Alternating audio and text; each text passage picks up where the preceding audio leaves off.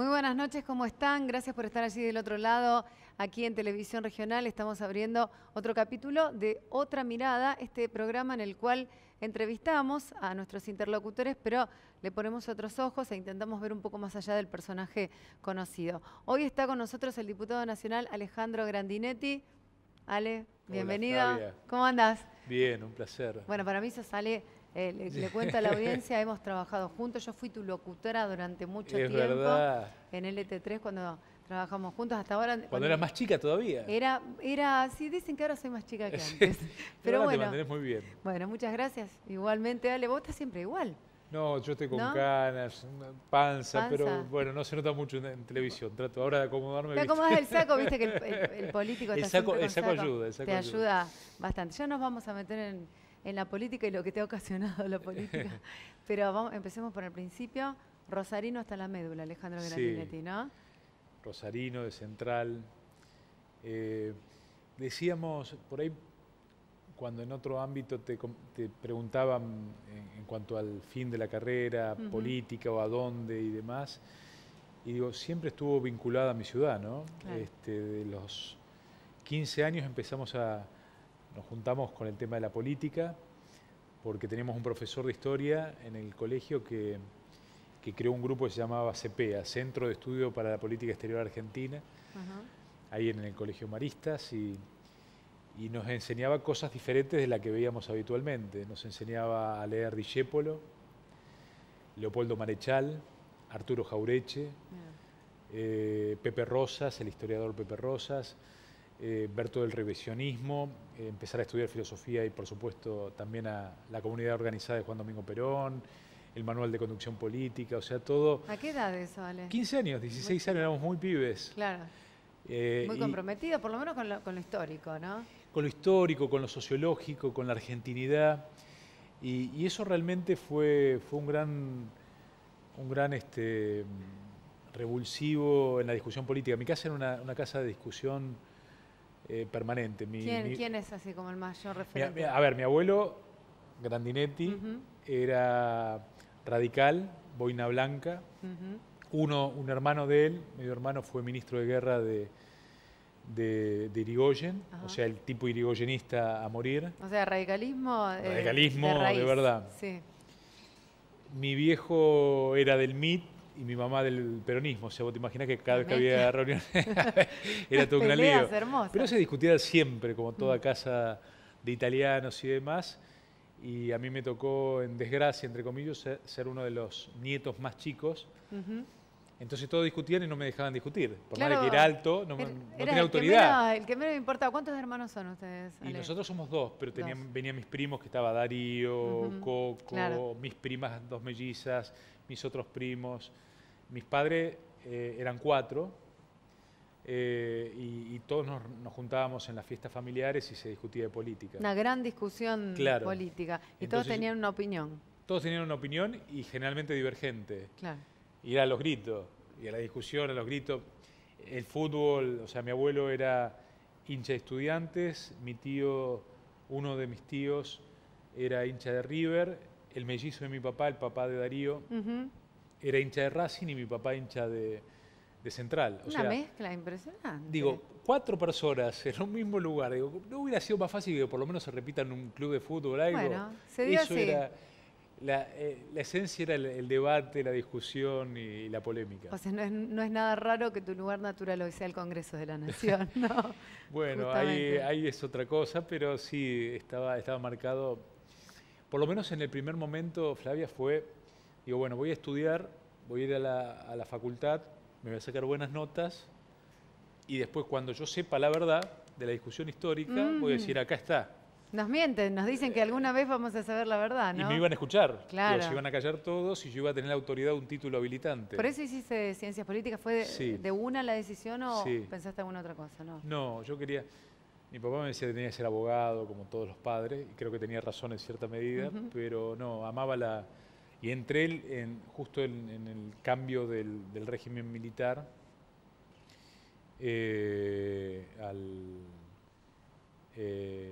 hice la universidad ya con la democracia y también era muy coetáneo a la discusión política y esas ganas que teníamos de debatir, ¿no? ¿Y por qué terminás metiéndote en periodismo, haciendo de periodismo? Yo me acuerdo de escuchar los análisis políticos de Alejandro Grandinetti, porque vos entraste al periodismo justamente vinculado a la política, ¿no? Claro, porque en realidad, a diferencia de que vos tenías el título habilitante, yo fui, o sea, era la manera de también hacer una discusión política. Claro. Por eso digo que, pero no la política partidaria, era la política por lo menos que alguien me escuche. Que no, ya que no, mi claro, familia tenías no me mucho escuchaba. para decir, que caíste en los medios porque tenías mucho para decir, ¿no? Quería decir algo y que Claro. alguien me escuche, ¿viste? Entonces, Encontraste los micrófonos. y fuimos ahí a los micrófonos. Y la radio fue amor a primera vista. La primera vez que llegué, me acuerdo que fue a los 19 años, empezamos a hacerlo. La radio tiene eso, sí, Tiene eso de que te enamora. es así. Y me acuerdo que el primer programa lo íbamos a hacer en el LT8 y estaba Eduardo Aliberti. Y te tienen toda la voz así, ¿cómo te va, Alejandro? Te mete miedo, Y claro. además, un tipo inteligente, te puede gustar o no lo que dice, pero es un tipo realmente preparado. Está Mirta Tundis acá, que bueno, una gran periodista también. Eduardo Aliberti, lo ubicabas, viste que tenía. Entonces fuimos a preguntarle cómo hacer el programa y la verdad que estuvo muy gentil, porque ya era Eduardo Aliberti. Claro. Y nosotros éramos unos pibes muy molestos, entonces nos enseñó más o menos de cómo hacerlo. Nos preparamos durante 4 meses y teníamos un horario central, domingo de las 12 de la noche hasta las 2 de la mañana. Muy bien. Prime time. Prime time. Pero nos daba toda la semana para preparar eso. Claro. Pero todavía hay algunos que lo escuchaban en su momento y se acuerdan del nombre, que era el nombre de un libro de Arturo Jaureche, que era Filo contra Filo y Punta, ¿no? Claro, que tiene que ver justamente con lo que tratabas de analizar en ese espacio, ¿no? Claro, de tratar de hacer una visión, bueno, de lo que nos ocurría a los argentinos. ¿Y cuáles fueron las primeras repercusiones que vos tuviste de cuando te empezaron a escuchar? Cuando te sentiste escuchado. Y ahí ya era otra cosa, porque ahí ya después rápidamente, siendo muy joven, me tocó hacer tele. Que es otra cosa. Que es otra cosa totalmente diferente. Distinta, sí. Que en realidad, después sí, obviamente que aprendí a quererlo. Voy a hacer las dos. Sí. Pero sabes que, y sobre todo en el tema del noticiero, ¿no? En el noticiero tenemos que estar con las manos así.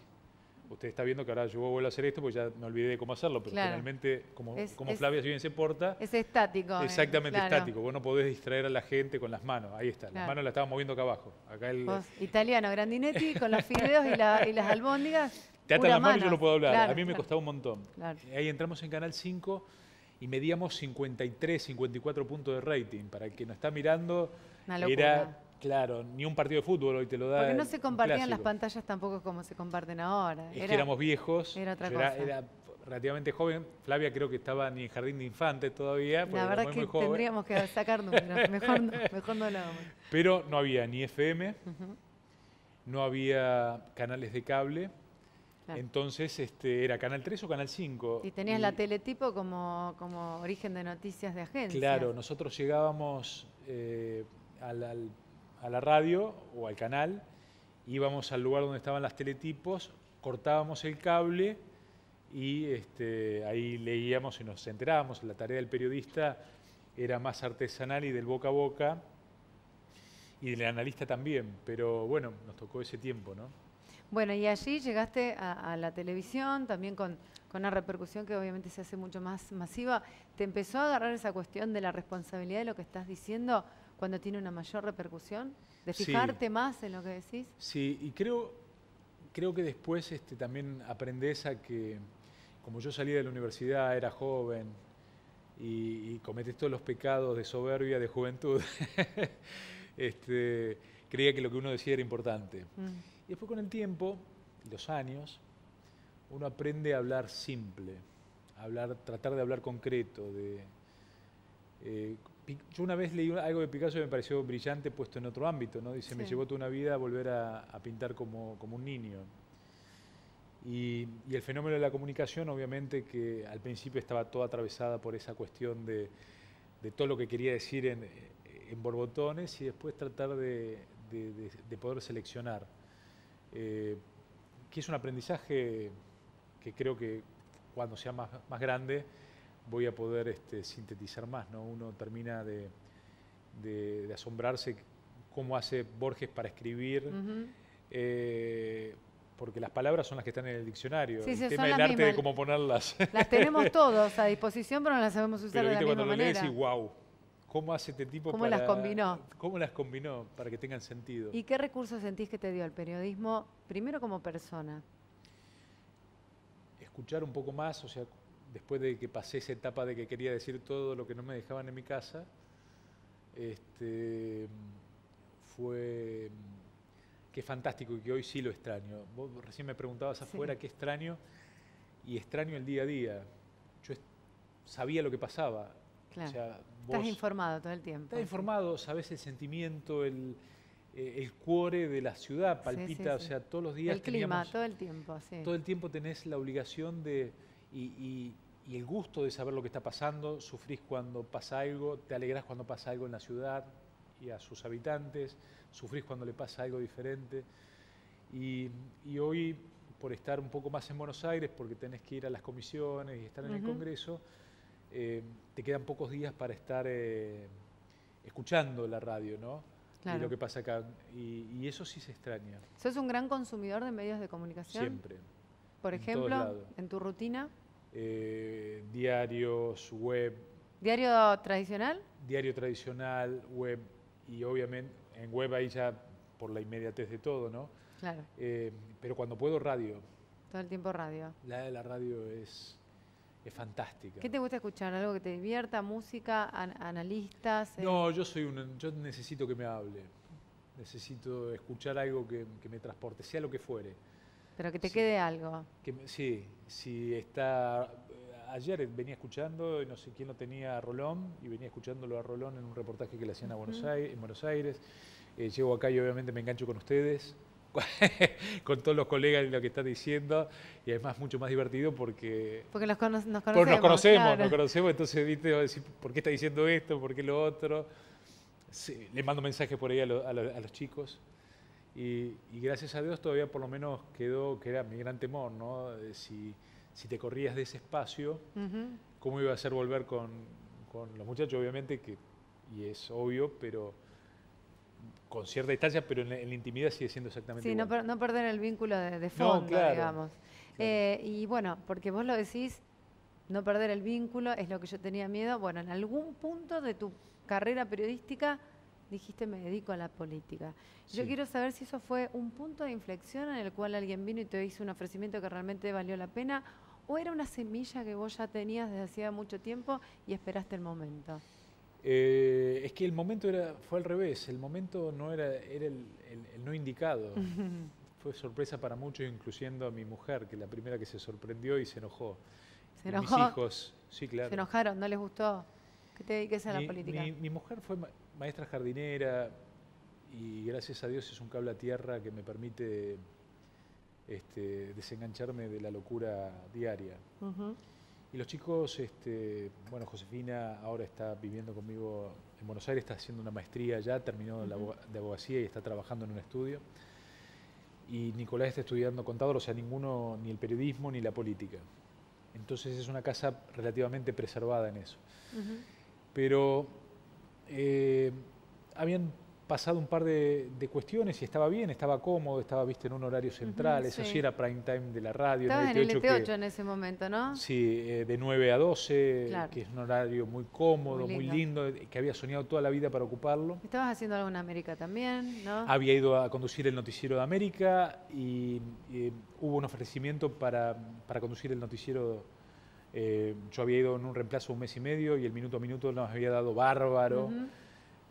Habíamos tenido suerte, no era porque yo estaba conduciendo, pero nos había ido bárbaro. Nunca se sabe, ¿viste? Y la idea era volver y ya tener un contrato para todo el año, probablemente. Y sin embargo, es como que, ¿viste? A algunos les pega a los 40, a otros a los 50. A mí me pegó a los 49, que son los 50. En el palo, claro.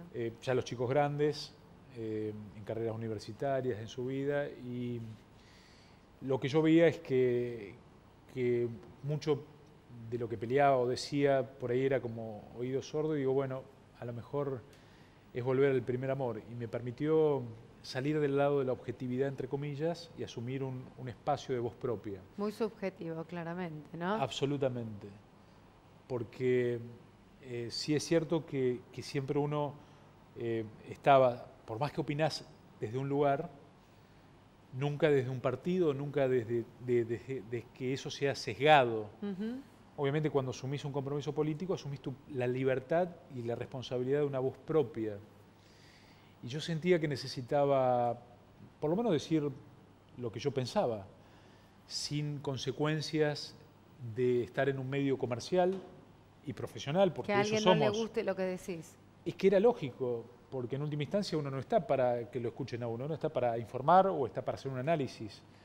Y tiene que ser ecuánime y objetivo. Y lo que yo quería era tratar de incentivar una discusión nueva. Con lo cual no te costó el pase de actividad, ¿o sí? Sí, me costó un montón en lo familiar, como te decía. ¿Cómo le dijiste a tu mujer? ¿Cómo le cayó? ¿Qué fue lo primero que hizo? Me imagino que se le cayó la mandíbula. Claro, lo primero es que fue un acto de amor muy grande de ella, de no mandarme al diablo hasta ahora. Y siempre fui medio rebelde y cuando era joven también empecé una carrera totalmente diferente a lo que era el mandato familiar y las empresas familiares, y entonces siempre estuve al costado y mi mujer me bancó eso, ¿no? Entonces construimos juntos realmente y vio la necesidad, además, conociéndome, que soy bastante cabeza dura. Inquieto aparte, por lo y que se ve. Y cabeza dura, entonces sí. no era que era... Pero bueno, me acompañó, creo que y los chicos también por ahí no le gustaban mucho, pero también creo que era me parece que estaba bueno que sepan que uno tenía que hacer lo que creía que tenía que hacer y no guardarse nada. ¿Nunca sentiste que era un salto al vacío? Digo, porque dejaste todo. Sí, porque aparte venimos desde la construcción. Si yo no tenía credibilidad en lo que decía, mi familia no comía. Claro. Y yo vivía de esto, vivía del periodismo. Y la construcción de la credibilidad es una construcción que fui poniendo años, una moneda tras moneda todos los días durante 30 años de comunicación.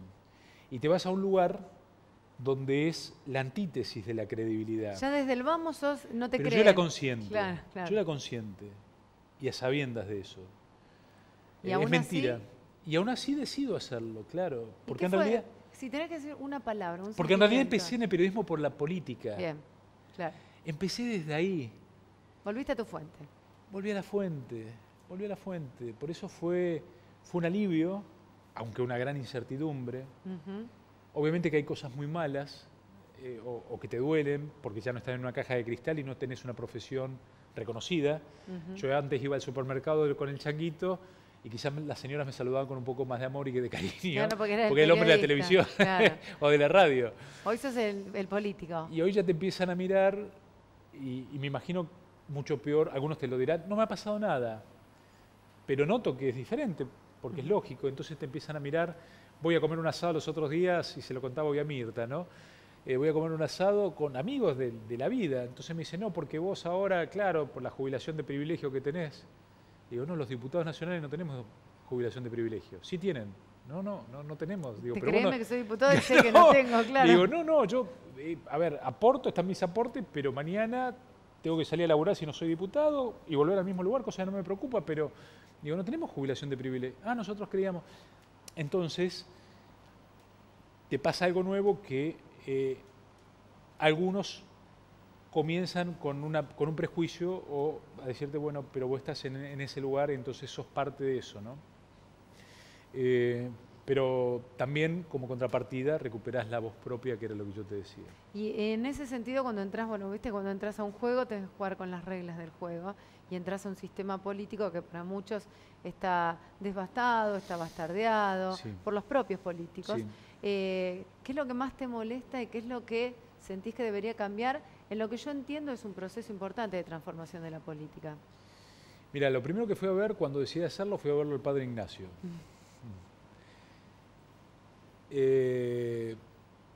Por una sencilla, no para que me ayude a ganar, obviamente no era por eso, porque sigue siendo un padre muy querido y muy respetado por muchos. Y mago, ¿no? Todavía no es, todavía hay que ganarse voto no es, claro, a voto. No hay manera. Aparte dice, esto es así, vos haces... No, fui simplemente para para tratar de tener la tranquilidad y la paz ante esa incertidumbre que te da, porque te da mucho. El que te diga que no tiene miedo es un inconsciente, y como yo era consciente, vos me preguntaste si era consciente, yo te dije que sí era consciente y fue buscado, pero lo que no quiere decir que no haya tenido miedo o temores de a dónde iba, ¿no? Agarraste tu miedo y con él fuiste y lo hiciste. Exactamente. De la mano, claro. Exactamente. Y entonces, estar con él me ayudó. Y tanto él como Arancedo, que después hablé con él, me dice, transformar la realidad, dice, el problema no es de la política es algo absolutamente necesario. Construir el reino de los cielos en la tierra se hace a través de la política. El problema son los políticos. Dice, los hombres. Con lo cual dice, claro, después dice, eso depende de cada uno, cómo... Y a partir de ahí hay una palabra que me ha seguido hasta ahora y que espero que me siga hasta cuando decida no estar más o no pueda más, que es la palabra no. Simple. Es difícil decir que no adentro, ¿no? A veces para el afuera es más fácil, digo, has tenido tus batallas y sí, seguramente las seguís teniendo. Muchas, pero si estás dispuesto a decir no y que el no sea no, no hay... Y de nuevo, eso que vos dijiste de agarrar de la mano al miedo y llevarlo, siempre es por miedo. Claro. El principal miedo que tenemos es a la incertidumbre de nuestro futuro. Yo dejaba una carrera, un contrato vigente, estaba mimado y todo lo demás, y podía haber perdido y quedarme afuera, o podía no haber entrado y no podía haber, porque además dije algo, cuando nunca más voy a volver a ser periodista. Me acuerdo. ¿Te acordás? Renunciaste a lo tuyo. Sí. Pero lo dije antes de cualquier cosa, en el momento que me fui. Con lo cual, la primera cuestión que te decís es, bueno, está bien, ponele que esto no funcione. ¿Qué hago? Lo que hice de los 18 años, trabajar. Quizás sea un poco más difícil, quizás a los 50 años es cierto que mucha gente tiene, pero siempre trabajé. En la política, en el periodismo, me levanté temprano. Y para mis hijos también, que hoy están en un mundo de incertidumbre, mostrarles de que no hay que tener miedo para hacer algo nuevo, y estamos en las generales de la ley. Y cuando vos me preguntabas si ese miedo, y tener la palabra no, es, de nuevo, siempre lo tenés. Si tu no es intransigencia para llevarlo hasta un determinado lugar, es la misma recreación de esa pregunta que hagamos mañana. Claro. Mientras eso no sea lo que te paraliza o te termina llevando a otro lugar, estás. Si no, podés cerrar la puerta en cualquier momento y seguir tu camino. Sí, dedicarte a otra cosa. Ale, ¿cómo te cayó cuando la gente te eligió? Porque imagino una cosa es que te elijan como opción en la audiencia y otra cosa es que te elijan para que los representes. Eso fue maravilloso. No te podés dar una idea de... Primero, porque sí había inconsciencia en todo lo que era la política en sí. Los fiscales, cómo se armaba un partido, todo el proceso. No teníamos ni idea, éramos unos absolutos desconocidos. A pesar de haber cubierto millones de Claro, pero una cosa es verlo desde afuera y otra cosa es que vos lo tengas que organizar, con lo cual fue todo un gran desastre en ese sentido. Sí. Y es maravilloso, no el hecho de decir, bueno, logré un objetivo. Es, qué sé yo, que se te acerca alguien y que te diga, mirá que yo ahora confío en vos. Por eso te lo pregunto. Y te miran a los ojos y tenés una responsabilidad totalmente diferente. La representatividad es algo muy importante. Es muy importante, es muy difícil, sobre todo en cuerpos colegiados donde tenés que consensuar también una solución. Donde a veces te frustras porque no sale lo que vos pensás que tendría que haber salido. Y somos uno en 257. Claro. Pero está claro que es lo que haces y que lo puedas explicar y te podés equivocar como todo el mundo. Y podés mirar ir con la cara en alto, mirar a la gente, a tus vecinos, a tu familia. Qué sé yo, en ese sentido está bueno, pero es increíble el hecho de pensar a nosotros nos votaron casi 90.000 personas, si mal no recuerdo, para intendente, y 460.000 personas en toda Santa Fe cuando fui candidato a diputado. Eso fue increíble. Es una gran cantidad de personas. Pero increíble, increíble. Y cuando llegás al obviamente que ayudó mucho Sergio Massa, ya en la presidencial. El contexto siempre ayuda, ¿no? Sí. Que hay que caer en el momento sí. justo, ¿no? y mañana puede ser que saques menos y más. Siempre es una coyuntura. ¿Y el Congreso cómo te trató y cómo te trata? ¿Te sentías un bicho de otro pozo al principio? ¿Te costó? No, a aprender. También es cierto que había mucha soberbia. Yo creí que sabía casi todo. Y cuando llegué allí, en cuanto a cuestiones de Estado, te puedo decir que no sabía casi nada. No desde la teoría, no desde el análisis de lo que pueden hacer los actores políticos, que eso sí lo hice siempre. Ahora, ¿cómo impacta el manejo de un Estado, la complejidad en mover una sola variable que es casi imperceptible? ¿Cómo manejás los reclamos de los jubilados, como lo hablábamos hoy con Mirta, y con los docentes, y a su vez con la infraestructura de salud? El famoso castillo de naipes que si sacás uno, se exactamente, te cae el otro, ¿no? Y que en realidad requiere de una preparación muy acabada de aquellos que tienen que tomar decisiones. Tienen que saber mucho, o por lo menos tienen que buenos asesores. ¿Con lo intelectual o con la gestión? Es que hoy cualquier gestión, como en el mundo de lo privado, de lo público, requiere de mucha preparación. Y creo que más en el Estado, porque es mucho más complejo. El ejemplo es lo que le está pasando al gobierno hoy en día. Eran todos exitosos, empresarios, CEOs, gerentes de multinacionales, que cuando llegaron al Estado no pudieron, suponiendo de que efectivamente no hubo mala intención, y por qué pensar de que hubo realmente que son tipos perversos, malos, que quieren ser sádicos, creo que no tuvieron la visión o la comprensión total de las implicancias de las decisiones que toman. ¿Tenés mandato hasta el 2019? El año que viene. El año que viene, pero estamos... Y tengo el miedo ahí de la mano que El miedo ahí que está viniendo y se está acercando de a poquito, pero bueno, falta muy poco, pero más allá de esto te quería preguntar, obviamente que vas a seguir en política, no creo que ya la dejes porque te ha ido muy bien en estos 4 años, ¿o no? ¿O hay una posibilidad de que no sigas? Pero lo decide la gente. Esa es también la otra. No, pero pará, yo me puedo presentar. Pero digo, ¿a qué? Porque lo decide la gente con respecto a qué. Es que el que ¿Te gustaría te ser vota, gobernador, Alejandro, por ejemplo? me encantaría. El que diga que no, miente. Me encantaría ser presidente de la Argentina. Pero, gobernador... De chiquito, de que era de 15 años, me preparé y pensaba y leía Perón, los discursos, y me apasionaba Y eso. querías dar el discurso en la Casa Rosada. No tanto como eso, pero digo, bueno, qué sé yo, no sé, debe ser increíble poder discutir de política en ese ámbito. Para mí fue un sueño, no lo vio ni mi mamá ni mi papá, que se murieron los dos en el medio, que yo entré al Congreso de la Nación. Era impensado. Claro.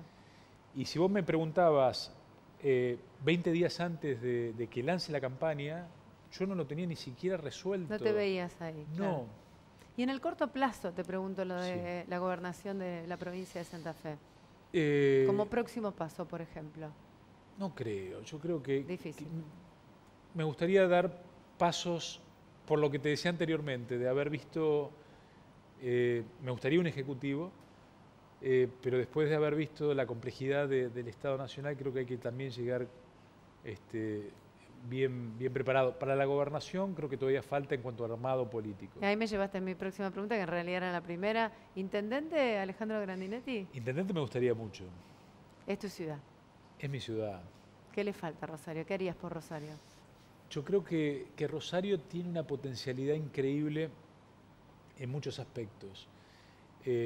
Culturalmente, deportivo, en ciencia, en tecnología. Lo primero es ordenarla. Devolverle un poco de paz a los ciudadanos rosarinos. ¿Y cómo se hace eso? El tema de la inseguridad, el tema del narcotráfico, son temas nodales. Que se explican no solamente con la parte de la represión al delito, la persecución. Ahora voy a estar viajando a Israel para ver el sistema de seguridad que ellos tienen.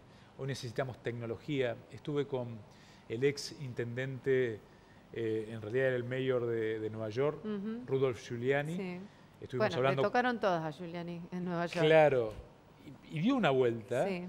Estuvimos 3 horas y media con Sergio Massa reunidos en Montevideo.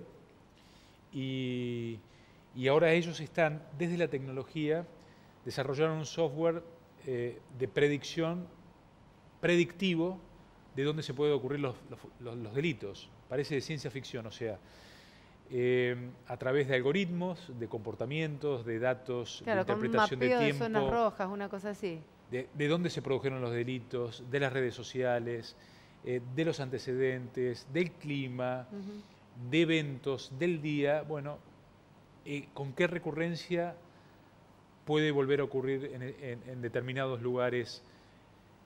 Bueno, eso es un software. Caro, pero es un software. ¿Y eso es lo que se viene, Ale? Digo, en tu carrera Sí. política, ¿estás decidiendo si tu próximo paso es la Intendencia de Rosario? Me estoy formando para entenderlo y ver lo que pasa en los diferentes lugares del mundo. Me tocó ir a Taipei, invitado por el gobierno de Taiwán, y Taipei tiene una cámara cada kilómetro cuadrado. Sergio Massa lo hizo en Tigre, no es que tampoco me toque ir a Nueva York o a Taipei, pero también estuve en Hong Kong, que es una ciudad que a su vez tiene puerto, como Rosario. Y tratar de entender, o sea, en Taipei, por ejemplo, tienen un índice de solución de delitos del 98%. Lo resuelven, encuentran al culpable. Anillos concéntricos. Una cámara, tienen 14.000 cámaras para una población de 2 millones de habitantes. Si vos lo comparás con lo de acá, pero no están repartidas en cualquier lugar. Tienen armados círculos concéntricos y a partir de la denuncia inmediata, de dónde, por qué cámara pasó el sospechoso, claro, reconocimiento facial. Claro. Bueno, eso es en tecnología, para tratar de prevenir, para tratar de disuadir el delito. Ahora, si no hay equidad social, si no tenemos inclusión social, si abandonamos la movilidad social ascendente, acá está Mirta y me dice, hoy 5 millones, Mirta Tundis, 5 millones de jubilados están por debajo del nivel de la pobreza, Flavia. O sea, tenemos una sociedad que es injusta. El problema de América Latina no es que hay pobres, es que es injusta. ¿Por qué? Porque es la única región, o la primera región, donde los ricos y los pobres tienen la brecha más grande del mundo. En toda América Latina. Del mundo. Y entonces ahí empieza la puja de decisión. Entonces dicen, no, los conservadores o Macri, no, primero tenemos que acumular más dinero para después repartirlo. Y a veces se dice, no, repartamos lo que tengamos. No, tenemos que generar riquezas, distribuirla, generar empleo digno, y eso se puede hacer. ¿Y cómo lo haces desde un distrito pequeño como es Rosario con respecto a la Argentina cuando las decisiones macro se toman en otro lugar? Bueno, es muy buena pregunta. Desde Rosario no podemos cambiar los jubilados, no podemos, pero sí podemos generar empleo, podemos poner a la ciudad en el siglo XXI. Entonces yo te digo, ¿cuáles son las potencialidades que tiene hoy Rosario? Las dificultades las conocemos y voy a caer en el diagnóstico común, pero déjame que te cuente algunas potencialidades que veo con respecto a otras ciudades del mundo. Tenemos 17 universidades, tenemos un centro de biotecnología único en Sudamérica, tenemos investigadores muy importantes, tenemos un clúster de software que es uno de los más importantes de la República Argentina. A ver, necesitamos crear y motorizar desde la herramienta financiera del municipio, que es el Banco Municipal, herramientas para generar empleo. Necesitamos que esta sea una sociedad pacificada para que pueda venir el turismo, porque es una ciudad que podemos brindar muchísimo turismo. Somos culturalmente una usina a nivel nacional y eso está hoy, desgraciadamente, atravesado por las noticias que hemos tenido en los últimos 8 o 9 años con respecto al tema del narcotráfico. Entonces yo creo que podemos hacer mucho para el rosarino, para la gestión del día a día. Ale, bueno, estamos llegando al final, te hago la última pregunta. ¿Qué sentís que te ha quitado a la política? Y no necesariamente tiene que ser lo profesional, sino a nivel personal. ¿Te ha quitado algo o es más lo que te ha dado? No, me ha dado muchas cosas. Lo que te quitó, a ver, lo primero es los horarios regulares. No hay horarios. No. Es y generalmente vamos a contramano claro. de la gente, porque venía a comer un asado o hacemos una peña, vamos a un centro de jubilados o nos encontramos con diferentes personas. Entonces son generalmente los fines de semana que cuando podés compartir con tu familia. En el caso de estar en Buenos Aires, también te divide parte del tiempo. Me ayudó que como está estudiando mi hija mayor allá... Tienes más contacto, claro. Entonces tengo familia allá y tengo familia acá, y entonces allá la mimo y me voy para no molestarla el fin de semana y vuelvo aquí. Padre ubicado. Sí, entonces Tiene 26 años, Josefina, grande y es ya. divina. O sea, qué linda que es. Sí, ¿qué vas ¿Qué a va a decir decir vos? papá? ¿Qué vas a decir vos? Ale, muchísimas gracias por haber venido, por No, habernos vos. mostrado otra cara, que a lo mejor nosotros los que te conocemos un poco más conocemos, pero el resto de la gente no conoce. Así que muchas gracias. Éxito en lo que te propongas. Y si te Gracias. toca ser intendente, que te vaya súper bien porque nos va a ir bien a todos. Eso lo van a decidir es los así, televidentes la gente. y la gente. En donde te pone el lugar es así. Te elige la gente. Gracias, Ale. A por vos, la lo he visita. disfrutado, y mucho. Muchísimas gracias. Y a todos ustedes, gracias por haber estado allí del otro lado prestando atención a lo que estuvimos conversando. El sábado que viene vamos a estar nuevamente aquí en Televisión Regional presentándoles otro personaje, otra persona, poniéndole como siempre otra mirada. Muchas gracias a todos. Buenas noches.